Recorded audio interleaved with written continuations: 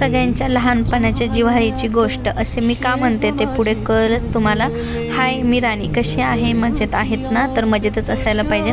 आज अण्णा गावी जाणार होते आणि इथे तेच बघा, आयुषला पण किती असं कुणी आलं ना तर जाऊ देऊ वाटत नाही. आणि अण्णा त्याला इथे खाऊ घेण्यासाठी पैसे देत होते तर तो नको म्हणत होता. पण अण्णा बघा, आजोबा आजी हे प्रेम वेगळंच असतं बघा. त्यांच्या मुलावरचं जे काही प्रेम असतं ना आपल्या स्वतःच्या मुलावरचं, ते जे ना ते मुलावरचं प्रेम ते नातवात बघत असते स्वतःच्या मुलाला. तर असं बालपण ते जगत असतात. आणि खरंच खूप छान असं ते आयुषला आणि अण्णाला बघून तर मला एवढं असं खूपच वेगळंच भरूनच आलं होतं, वेगळंच वाटलं होतं. आणि फार असं काही येणं होत नाही, पण तरी पण वेळ काढून अण्णाला जेव्हा काही त्यांचं काम वगैरे बघून वेळ मिळतं तेव्हा ते येतात आयुषला भेटायला. लांब असल्यामुळे जास्त येणं होत नाही, कधीतरी आम्ही पण जातो.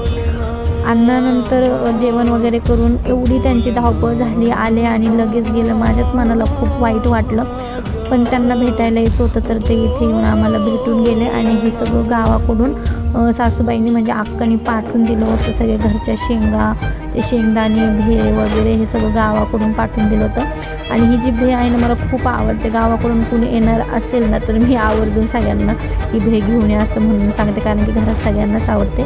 चला तर बाय.